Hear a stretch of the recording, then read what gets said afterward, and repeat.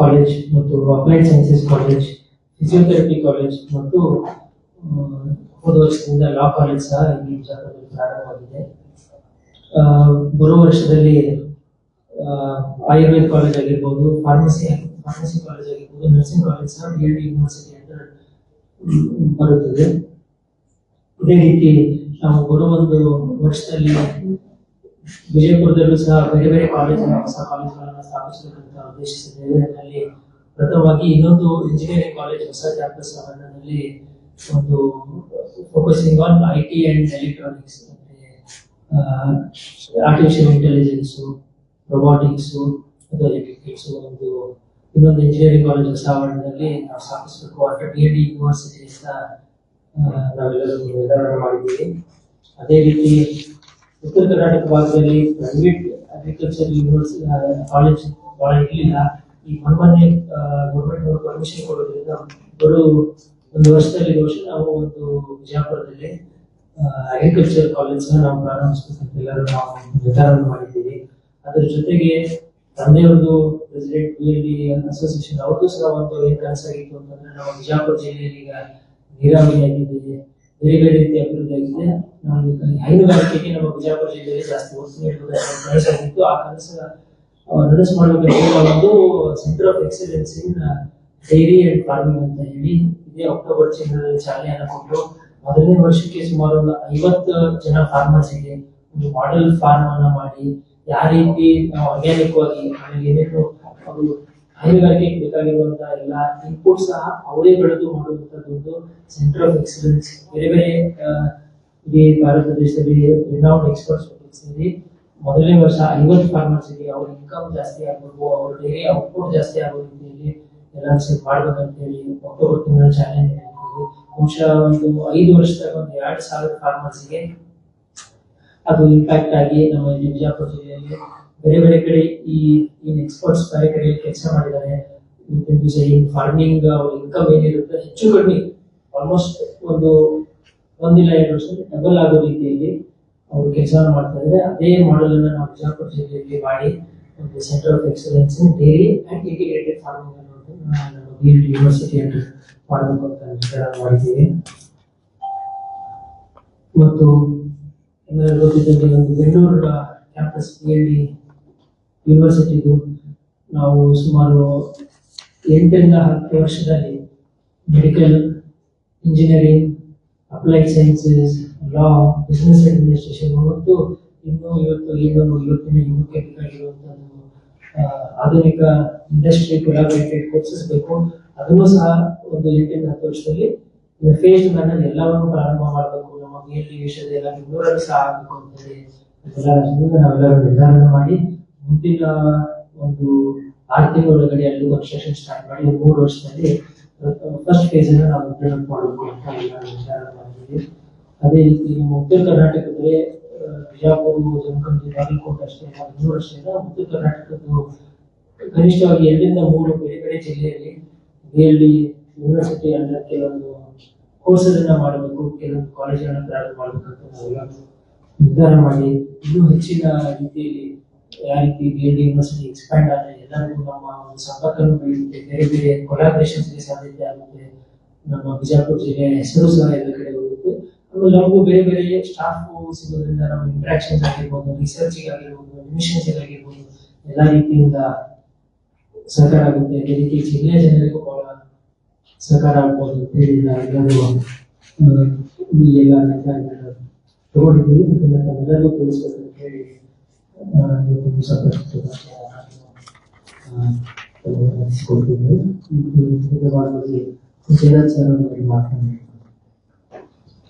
ಎಲ್ಲರಿಗೂ ನಮಸ್ಕಾರ. ತಮಗೆ ಎಲ್ಲರಿಗೂ ಸಹ ನಮ್ಮ ಕುಲಾಧಿಪತಿಗಳಾದ ಶ್ರೀ ಬಸವ ಪಾಟೀಲ್ ಸರ್ ಹೇಳಿದಂತೆ ವಿಶ್ವವಿದ್ಯಾಲಯಗಳು ಸರ್ವತೋಮುಖ ಮಲ್ಟಿ ಫ್ಯಾಕಲ್ಟಿ ವಿಶ್ವವಿದ್ಯಾಲಯಕ್ಕೆ ಬೆಳಿಬೇಕು ಅಂತ ಹೇಳ್ಬಿಟ್ಟು ನಮ್ಮ ರಾಷ್ಟ್ರೀಯ ಯೋಜನೆಯ ಪ್ರಕಾರ ನಾವು ಒಂದು ವಿಶ್ವವಿದ್ಯಾಲಯವನ್ನು ಪ್ರಾರಂಭ ಮಾಡಿ ಒಂದೇ ಒಂದು ಕಾಲೇಜಿಂದ ಪ್ರಾರಂಭ ಮಾಡಿದಂಥದ್ದು 5 ಮಹಾವಿದ್ಯಾಲಯಗಳು ಅದರಲ್ಲಿ ಬರ್ತದೆ. ಇನ್ನು ನೆಕ್ಸ್ಟ್ ಇಯರ್ನಲ್ಲಿ ಮತ್ತೆ 3 ಅದರಲ್ಲಿ ಒಳಗೊಂಡಿರುತ್ತೆ. ಹೀಗಾಗಿ ನಾವು ಮಲ್ಟಿ ಫ್ಯಾಕಲ್ಟಿ ಯೂನಿವರ್ಸಿಟಿ ಅಂತ ಒಂದು ಲೆವೆಲ್ಗೆ ನಾವು ಮುಂದೆ ಹೋಗ್ತಾ ಇದ್ದೇವೆ. ಅದೇ ರೀತಿ ನಮ್ಮ ಚಾನ್ಸಲರ್ ಸರ್ ಹೇಳಿದಾಗೆ it was confined only to Vijapur. Now we are expanding to Bengaluru campus, and already the land is there. Building construction will start in around 6 months, and at the earliest first phase will start. Otherly engineering and technology, architecture, design, management, computer science, science and technology ಕೋರ್ಸ್ಗಳನ್ನ ನಾವು ಪ್ರಾರಂಭ ಮಾಡ್ತೀವಿ with international collaboration, so that global level education ನಮ್ಮ ವಿದ್ಯಾರ್ಥಿಗಳಿಗೆ ಸಿಗಬೇಕು ಅನ್ನೋ ಒಂದು ಉದ್ದೇಶದಿಂದ ಅಲ್ಲಿ ಅದನ್ನು ಪ್ರಾರಂಭ ಮಾಡ್ತಿದ್ದೇವೆ. ಹಾಗೆ ಮತ್ತು ನಮ್ಮ ವಿಜಯಪುರದ ಒಂದು ನೈಸರ್ಗಿಕ ಸಂಪನ್ಮೂಲಗಳನ್ನು ಬಳಸ್ಕೊಂಡ್ಬಿಟ್ಟು ನಮ್ಮ ವಿದ್ಯಾರ್ಥಿಗಳಿಗೆ ಮತ್ತು ನಮ್ಮ ರೈತರಿಗೆ ಹೆಲ್ಪ್ ಆಗಬೇಕು ಅಂತ ಹೇಳಿ ಕೃಷಿ ವಿಶ್ವವಿದ್ಯಾಲಯದ ಒಂದು ಸಂದರ್ಭತೆಯನ್ನು ಪಡೆದು ನಾವು ಒಂದು ಕಾಲೇಜ್ ಆಫ್ ಅಗ್ರಿಕಲ್ಚರ್ ನ ಸ್ಟಾರ್ಟ್ ಮಾಡಬೇಕು ಅಂತ ಹೇಳಿ ಪ್ಲಾನ್ ಮಾಡ್ತಾ ಇದ್ದೇವೆ. ಅದಕ್ಕೂ ಸಹ ನಾವು ಡಿಸೆಂಬರ್ ಅಷ್ಟೊತ್ತಿಗೆ ನಾವು ಅಪ್ಲಿಕೇಶನ್ ಹಾಕಿ ಮುಂದಿನ ವರ್ಷಕ್ಕೆ ಅದನ್ನು ಸಾಕಾರಗೊಳ್ಳುವಂತಹ ಒಂದು ಯೋಜನೆ ಇದೆ. ಅದರ ನಂತರ ಈಗ ಡೈರಿ ಫಾರ್ಮಿಂಗ್ ಬಹಳಷ್ಟು ಪಿಕಪ್ ಆಗಿದೆ, ಎಲ್ಲ ಕಡೆ ವೈಟ್ ರೆವಲ್ಯೂಷನ್ ಅಂತ ಹೇಳ್ಬಿಟ್ಟು ಒಂದು ರೆವಲ್ಯೂಷನ್ ಆಗಿದೆ. ಆ ಒಂದು ಫಲವತ್ತತೆ ನಮ್ಮ ರೈತರಿಗೆ ಸಿಗಬೇಕು ಅಂತ ಹೇಳಿ centre of excellence dairy farming ಮಾಡ್ತಾ ಇದ್ದೇವೆ.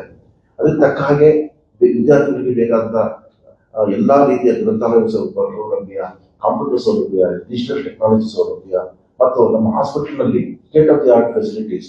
ಈಗ ನಮ್ಮ ಆಲ್ರೆಡಿ ಹಾಸ್ಪಿಟಲ್ ನಲ್ಲಿ ಸಿಟಿ ಆಂಜಿಯೋ ಫೆಸಿಲಿಟಿ ಇದೆ, MRI ಫೆಸಿಲಿಟಿ ಇದೆ, ಕಿಡ್ನಿ ಟ್ರಾನ್ಸ್ಪ್ಲಾಂಟೇಷನ್ ನಡೀತಾ ಇದೆ ಮತ್ತು ಓಪನ್ ಹಾರ್ಟ್ ಸರ್ಜರಿ ನಡೀತಾ ಇದೆ.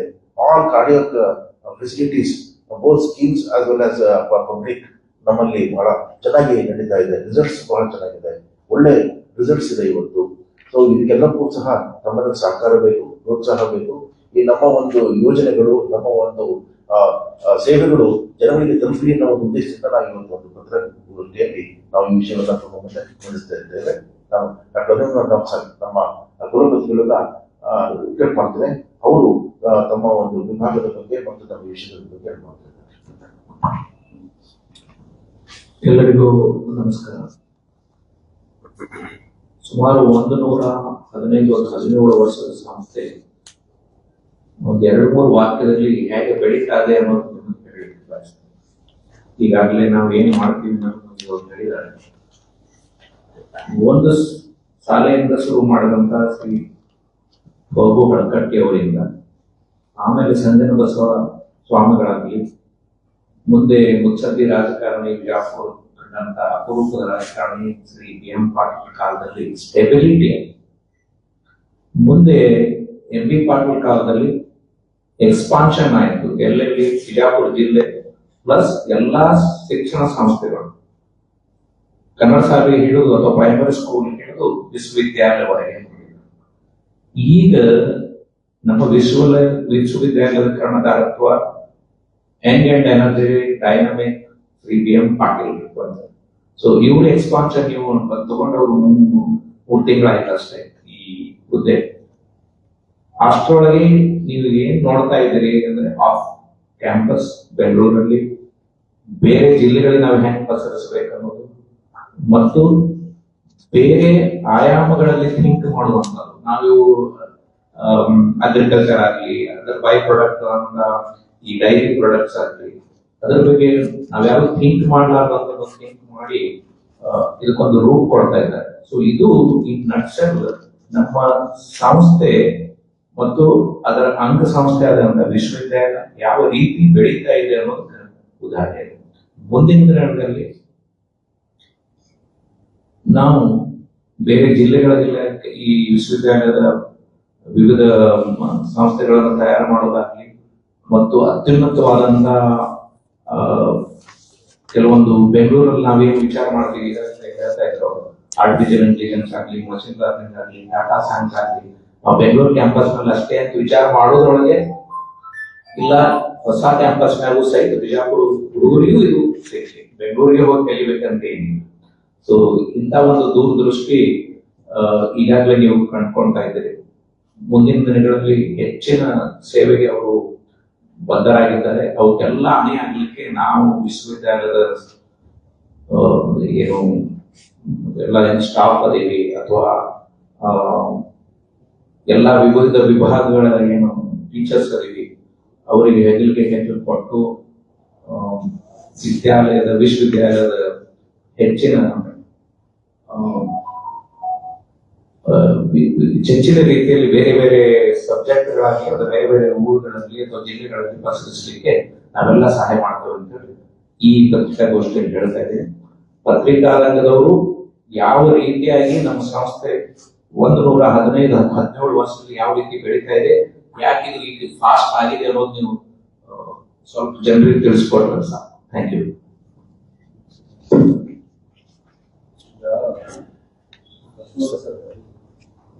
ಕೃಷಿ ವಿಶ್ವವಿದ್ಯಾಲಯ ತೋಟಗಾರಿಕೆ ಕುರಿತಲ್ಲಿ ಅದು ಕಾಲೇಜ್ ಇಟ್ಸೆಲ್ಫ್ ಅಲೌಡ್ ಇಲ್ಲ, ಬಟ್ ಅದು ನಾವು ಕೃಷಿ ಒಂದು ಏನು ಮಹಾವಿದ್ಯಾಲಯ ಮಾಡಬೇಕಾಗ್ತದೆ. ಅದ್ರ ಒಳಗಡೆ ಯಾವ ರೀತಿ ಡೇರಿಯನ್ನು ತಗೊಂಡಿದ್ವಿ ಅದೇ ರೀತಿ ನಾವು ಹಾರ್ಟಿಕಲ್ಚರ್ಸ್ ಒಂದು ಸೆಂಟರ್ ಆಫ್ ಎಕ್ಸಲೆನ್ಸ್ ರೀತಿ ಮೊದಲೇ ತಗೋಬಹುದು. ಆಮೇಲೆ ಇವತ್ತು ಸರ್ಕಾರದ ಪರ್ಮಿಷನ್ ಕೊಟ್ಟರೆ ಅದನ್ನು ಕಾನ್ಸೆಪ್ಟ್ ಮಾಡಬಹುದು. ಕಾನ್ಸೆಪ್ಟ್ ಇದೆ ಬಟ್ ಪರ್ಮಿಷನ್ ಇಲ್ಲ. ಸರ್ಕಾರ ಇನ್ನ ಮಟ್ಟಿಗೆ ಅದನ್ನು ಓಪನ್ ಆಗಿ ನಾರ್ಮಲ್ ಯೂನಿವರ್ಸಿಟಿ ತರ ಅಗ್ರಿಕಲ್ಚರ್ ಯೂನಿವರ್ಸಿಟಿಗೆ ಅದರ ಕಾಲೇಜ್ಗಳಿಗೆ ಓಪನ್ ಆಗಿ ಪ್ರೈವೇಟ್ ಇನ್ನೂ ಅಪೂರ್ಣ ಅವಕಾಶ ಇಲ್ಲ. ಹೌದು, ಕಾರಣ ಏನಂದ್ರೆ ಅದು ಒಂದ್ಸಲ ಅಗ್ರಿಕಲ್ಚರ್ ಪ್ರೈವೇಟೈಸ್ ಆಯ್ತು ಅಂದ್ರೆ ಆಮೇಲೆ ಯಾಕೋ ನಮ್ಗೆ ಹೋಗುತ್ತೆ ಅಲ್ಲಿನೂ ಇಂಡಸ್ಟ್ರೀಸ್ ಬಂದ್ಬಿಟ್ರೆ ಲೂಸ್ ಅವರ್ ಅಗ್ರಿಕಲ್ಚರ್ ಸೆಕ್ಟರ್ ಅಂತ ಹೇಳಿ ಅನ್ನೋ ಉದ್ದೇಶದಿಂದ ಇನ್ನೂವರೆಗೆ ಟೋಟಲಿ ಪ್ರೈವೇಟೈಸೇಷನ್ ಆಫ್ ಅಗ್ರಿಕಲ್ಚರ್ ಆಗಿಲ್ಲ. ಅಗ್ರಿಕಲ್ಚರ್ ಕಾಲೇಜ್ ಯೂನಿವರ್ಸಿಟಿ ಅಥವಾ ಹಾರ್ಟಿಕಲ್ಚರ್ ಆಗಿತ್ತು. ಹಾರ್ಟಿಕಲ್ಚರ್ ಕೊಟ್ಟಿದೆ ಸರ್. ಅಗ್ರಿಕಲ್ಚರ್ ಕಾಲೇಜ್ಗಳನ್ನ ಆಲ್ರೆಡಿ ಪ್ರೈವೇಟ್ ಕೆಲವೊಂದು ಒಂದು 2-3 ಪ್ರೈವೇಟ್ ಕಾಲೇಜ್ಗಳು ಸ್ಟಾರ್ಟ್ ಆಗಿದೆ ಕರ್ನಾಟಕದಲ್ಲಿ. ಈಗ ನಾವು ಸಾಕೋತೀವಿ. ಇಲ್ಲಿ ನಿಮ್ದು ಕಾಲೇಜಿಗೂ ಕಾಲೇಜ್ ಒಂದು ಐತಿ ಅವ್ರು ಲಾಠಿಯರ್ ಶುರು ಮಾಡಿದ್ರು. ಅದೇ ಇದು ಡಿಫ್ರೆಂಟ್ ಅಂತಲ್ಲ sir. It is on par with Indian Council of Agriculture Research ಏನು ಒಂದು ರೂಪರೇಖೆ ಕೊಟ್ಟಿರ್ತಾರಲ್ಲ, ಅದು ರಾಷ್ಟ್ರೀಯ ಯೋಜನೆ ಅಡಿಯಲ್ಲಿ ಅವರ ಒಂದು ರೂಪರೇಖೆಗಳಿಗೆ ಒಳಪಟ್ಟೆ ಅದಿರುತ್ತೆ ಅಂಡ್ ಅವರಿಂದ ಅದು ಇನ್ಸ್ಪೆಕ್ಷನ್ ಆಗುತ್ತೆ. It should be at national level. Admission ಎಲ್ಲ ಹೆಂಗಿರುತ್ತೆ ಸರ್? ಇದ್ರ ಮೂಲಕ ಸಿಇಟಿ ಮೂಲಕ ಆಗ್ತದೆ. ರೇಷಿಯೋ ಇರುತ್ತೆ. ಈಗ ಇಂಜಿನಿಯರಿಂಗ್ ಕಾಲೇಜ್ ಆದ್ರೆ ಇಲ್ಲಿ ಹೊಂದೋದ್ರಿಂದ ಪ್ರೊಬಬ್ಲಿ ನಾವು ಇಲ್ಲಿ ಬೆಳೆಯುವಂತ ತಳಿಗಳನ್ನ ಹೆಚ್ಚು ಬೆಳವಣಿಗೆ ಮಾಡುದು, ಅವನ್ನ GI ಟ್ಯಾಗ್ ಮಾಡ್ಲಿಕ್ಕೆ ಅನುಕೂಲ ಆಗುವಂಥದ್ದು. ನಾವು ಸ್ವಲ್ಪ ಬನ್ಸಿ ಗೋಧಿ ಅಂತ ಬೆಳಿತೀವಿ ಅಥವಾ ಕೆಲವು ಯಾವುದೋ ಒಂದು ಟೈಪ್ ಆಫ್ ಜೋಳ ಪರ್ಟಿಕ್ಯುಲರ್ಲಿ ಫಾರ್ ಸೀತ್ನಿ ಮಾಡುವಂತದೇ ಒಂದು ಜೋಳ ಟೈಪ್ ಇದೆ. ಸೊ ಅಂತವನ್ನ ಹ್ಯಾಂಗ್ ಡೆವಲಪ್ ಮಾಡಬಹುದು ಅಂತ ಇಲ್ಲಿ ಲೋಕಲ್ ಇದನ್ನ ನಾವು ಹೆಚ್ಚಿಗೆ ಕೊಡ್ಬೋದು. ಸರ್ ಹೇಳ್ದಂಗ ಅದರೊಳಗೆ ಒಂದು ಸೆಂಟರ್ ಆಫ್ ಎಕ್ಸಲೆನ್ಸ್ ನಾವು ಈ ಹಾರ್ಟಿಕಲ್ಚರ್ ವಿಭಾಗ ಶುರು ಮಾಡಬಹುದು, ಬಟ್ ಹಾರ್ಟಿಕಲ್ಚರ್ ಕಾಲೇಜ್ ಶುರು ಮಾಡಕ್ ಆಗುದಿಲ್ಲ. ಸೆಂಟರ್ ಆಫ್ ಎಕ್ಸಲೆನ್ಸ್ ಆಯ್ತು, ಓವರ್ ಎ ಪೀರಿಯಡ್ ಆಫ್ 3-4 ವರ್ಷಕ್ಕೆ ಸರ್ಕಾರ ಅದಕ್ಕೆ ನಾವು ಪರ್ಮಿಷನ್ ಕೊಡ್ತಂದ್ರೆ ಆಲ್ರೆಡಿ ಇನ್ಫ್ರಾಸ್ಟ್ರಕ್ಚರ್ ಅಥವಾ ಅದರದ್ದು ಎಲ್ಲ ರೆಡಿ ಇರ್ತದೆ, ಅಪ್ಗ್ರೇಡ್ ಮಾಡ್ಲಿಕ್ಕೆ ಈಸಿ ಆಗ್ತದೆ. ಇದು ನಮ್ಮ ಅನಿಸಿಕೆ. ನಮ್ಮ ವಿಶ್ವವಿದ್ಯಾಲಯ ಇರ್ತಾರೆ ಈಗ ಕೃಷಿ ವಿಶ್ವವಿದ್ಯಾಲಯದಲ್ಲಿ ಧಾರವಾಡ ಯೂನಿವರ್ಸಿಟಿ ಕೃಷಿ ವಿದ್ಯಾಲಯದ ICR ರೂಪರೇಖೆಗೆ ಒಳಪಟ್ಟು ಕೃಷಿ ವಿಶ್ವವಿದ್ಯಾಲಯ ಧಾರವಾಡದ ಸಂರಕ್ಷಣೆಗೆ ಒಳಪಟ್ಟು ಅದು it will be A partnership institution. ಎಲ್ಲ ಇದು ಇರ್ತದೆ, ಇಷ್ಟೇ ಎಕರೆ ಜಮೀನ್ ಇರಬೇಕು, ಟೀಚರ್ ಇರಬೇಕು. ಹಂಗೆ ಸುಮ್ಮನೆ ಹಂಗೆ ಬೋರ್ಡ್ ಹಾಕಿ ಶುರು ಮಾಡೋದಿಲ್ಲ, ಎಲ್ಲದಕ್ಕೂ ಚೌಕಟ್ಟಿದೆ. ಅಫಿಷಿಯಲಿ ಯಾವಾಗ ಸ್ಟಾರ್ಟ್ ಆಗ್ಬೋದು?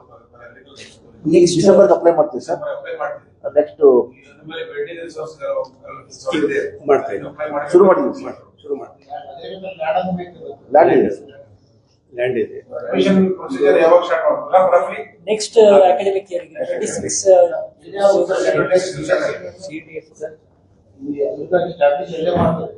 ಈಗ ನಮ್ದು ಲ್ಯಾಂಡ್ ಇದೆ, ಅರಕೇರಿ ಹತ್ರ ಲ್ಯಾಂಡ್ ಇದೆ. ಆ ಲ್ಯಾಂಡ್ ಅಲ್ಲೇ ಸ್ಥಾಪಿಸಬೇಕಂತ ಹೇಳಿ ನಾವು ಈಗ ಗ್ರಾಮೀಣ ಮಟ್ಟದ ವಿದ್ಯಾರ್ಥಿಗಳಿಗೆ ಜೆಡಿಎಸ್ ಮಕ್ಕಳಿಗೆ ಇದೆ ಅನ್ನೋದು ಗೊತ್ತಾಗಲ್ಲ. ಅದು ಯಾವ ದಿಕ್ಕಿನಲ್ಲಿ ನೀವು ಹೋಗಿ ಅವ್ರಿಗೆ ಕನ್ವಿನ್ಸ್ ಮಾಡ್ತೀರಿ, ಮತ್ತೆ ಅವ್ರಿಗೆ ನಮ್ದು ಕೃಷಿ ವಿಶ್ವವಿದ್ಯಾಲಯಕ್ಕೆ ಮತ್ತು ಆ ರೀತಿಯಲ್ಲಿ ಮಾಡಬಹುದು ಯಾವ ರೀತಿ ಪ್ರಚಾರ ಮಾಡ್ತೀವಿ? ನಾವು ಒಂದು ತಮ್ಮ ಎಲ್ಲರ ಮುಖಾಂತರ ಕಂಟಿನ್ಯೂಸ್ ಆಗಿ ಮಾಡ್ತಿರ್ತೀವಿ. ಅದು ಅಷ್ಟೇ ಅಲ್ಲ, ನಮ್ಮ ಇಡೀ ನಮ್ಮೊಂದು ಅಡ್ಮಿಷನ್ ಸೆಲ್ ಐತ್ರಿ ಎಲ್ಲ ಕಾಲೇಜ್ನಾಗು. ನಾವು ಎಲ್ಲ PUC ಕಾಲೇಜ್ ಆಗ್ಲಿ, ಆಮೇಲೆ SSLC ಕಡೆ ಬಿಫೋರ್ ಅಡ್ಮಿಷನ್ ಹೋಗಿ ಎಲ್ಲರಿಗೂ ತಿಳಿಸಿ, ಆಮೇಲೆ ನಾವು ಒಂದು ಓಪನ್ ಡೇ ಅಂತ ಕಾನ್ಸೆಪ್ಟ್ ಮಾಡಿದ್ವಿ. ಈಗ for example engineering, pharmacy, nursing ಯಾವುದೇ ಸ್ಟೂಡೆಂಟ್ಸ್ ಬೇಕಿದ್ರು ಎನಿ ಟೈಮ್ ಬಂದು ಒಂದ್ ದಿವಸ ಕ್ಯಾಂಪಸ್ನಾಗ ಇದ್ದು ಯಾವ ರೀತಿ ಕ್ಲಾಸ್ ರೂಮ್ ಇರ್ತಾವೆ, ಲ್ಯಾಬ್ ಇರ್ತಾವೆ, ಯಾವ ರೀತಿ ಇರುತ್ತೆ, ನಿಮ್ಗೆ ಯಾವ್ದು ಇಷ್ಟ ಆಗುತ್ತೆ ಅಂತ ಎಲ್ಲಾನು ನೋಡ್ಕೊಂಡು ಹೋಗುವಂಗ ಈಗ ಬಂದ ಆಮೇಲೆ ಅವ್ರು ಬಂದು ನೋಡ್ಬೋದು ನನಗೆ ಇಂಜಿನಿಯರಿಂಗ್ ಲೈಕ್ ಆಗಿಲ್ಲ, ನರ್ಸಿಂಗ್ ಲೈಕ್ ಆಗೈತಿ ಅಥವಾ ಇನ್ನೊಂದು ಲೈಕ್ ಆಗೈತಿ ನೋಡ್ಕೊಂಡು ದೆನ್ ದೇ ಕ್ಯಾನ್ ಡಿಸೈಡ್ ಅಂತೇಳಿ ಭಾಳ ಇನ್ನು ಒಂದು 3-4 ವರ್ಷ ಆಯ್ತು ನಾವೆಲ್ಲ ಕೆಲಸ ಮಾಡೋದು.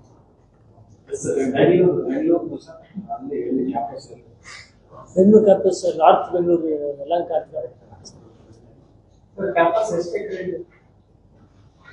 ಯಾವ್ದ್ರಿ? ಇಲ್ರಿ, ನಾ 50 ಎಕರೆ ಹೆಚ್ಚು ಕಡಿಮೆ.